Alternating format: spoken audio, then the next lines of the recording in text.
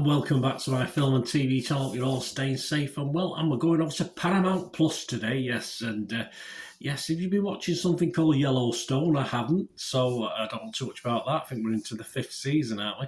But I thought I'd, knowing me, because I like to do things all the wrong way around, I thought I'd watch something called 1923. So please, we'll have a talk about that today. If you're new to the channel, please push that subscribe button, push the bell notifications. It'd be great to have you on board. Everything film and TV, of course, drama reviews like this. This is over 8 episodes, this one. Film reviews, information vlogs, and yeah, the odd quiz thrown in at special occasions as well. So please join us, spread the word, and if you are pushing buttons, and you just press that little like button. I'm trying to get about 15 likes. It's not a massive target, but if you can help me towards it, be very appreciative. I will be very appreciative, and thank you very much if you can do that for me. Just leave us a thumbs up, that'd be great. Right, so we're looking at a Western drama, aren't we? As I said, I've not seen Yellowstone, and we'll talk about the other one that's out and about that I've not seen either, another prequel to Yellowstone. It's a series premiered on December the 18th, 2022. And I believe it was shown weekly. Was it weekly? I think we've just had the last episode now as I'm recording this. I'm recording this on the 3rd of March, so I think the last episodes just aired.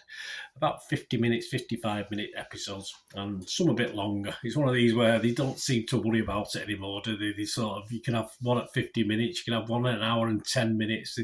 They do vary, so very interesting these days. There's no, there's no sort of limit to how much cutting they have to do, is there? So they can just put out there what they want, really, and well, they can't, but you know what I mean. It's a prequel, of course, to the Paramount Network series Yellowstone, as I said, which is in its 5th season, which I've not seen, so I'm going to have to catch up with that at some stage. And it serves as a sequel also to the series 1883, another one I've not seen. So there you go. You probably I'm looking at this series from a totally fresh point of view. So whether there's any requirement to know too much about the others, I don't think so. There's a little bit perhaps lost in the first episode with some narration, but we'll talk about that. Rotten Tomatoes audience, what the people thinking? 67% positivity, which is okay, not fantastic from Rotten Tomatoes, but Internet Movie Database is a bit healthier. It's scoring overall about 21,000 reviews have been left and scores 8.5 out of 10. That's not too shabby, is it? Of that, if you take out the 10 out of 10s and the 1 out of 10s, you're left with 11,889 people who scored it between 6 and 9. And just 871 who scored it between 2 and 5. So I make that a 93% positivity, so all well and good. Of course, in February 2023, this series was renewed for a 2nd season. Hallelujah. The series is set to run for 2 seasons with 8 episodes. I could do with a bit longer than that, but yeah, I suppose that's all we're going to get. I'm not too sure. And it follows, of course, a generation of the Dutton family. This is in 1923, hence the title. During a time of various hardships, including prohibition, drought, and the early stages of the Great Depression, which affected Montana long before the 1929 stock market crash. In this, of course, the big hitters are Helen, Mirren, and Harrison Ford. You've also got Brandes Glenner, Julia Schläfer, Jerome Flynn, Darren Mann, and Isabel May acts as the narrator. All these scores and comments that I've given you today are as at the 3rd of March 2023. Rotten Tomatoes, the critics holds a 91% approval rating. That's not bad, is it? An average of 7 out of 10 based on 32 reviews by critics. Now, I'm not sure if that's a lot of on the Metascore, a lot of the reviews were based on the premiere of the first episode, not on all 8. So There's probably an element of that. And the website says, distinguished by the ineffable star power of Harrison Ford and Helen Mirren, 1923 is another solid, if unrelentingly grim addition to Taylor Sheridan's Yellowstone universe. Yes, I'll have to come acquainted with that, won't I? Metacritic, the other site we'll look at that I mentioned, an average uses a weighted average. It's got 67 out of 100, but again, this is based basically on watching episode 1 of the 8-episode series, and that's 15 critics. And if you break it down, it's 8 positive and 7 mixed. And I quite agree with the mix, because the first episode, I probably would have been a little bit mixed myself, in fairness. It got going very quickly, but not particularly in the first episode. So it scored anywhere between 40 and 88 out of 100. The playlist Rodrigo Perez, he scored it 60. He said, it's a big tapestry like Yellowstone, and Sheridan isn't about to change his writing style for 2 big A-list stars. The show frankly seems to suffer when they're not on screen. I have to agree that to some extent, but once the other guys are established, you do start to enjoy the other stories in it as well.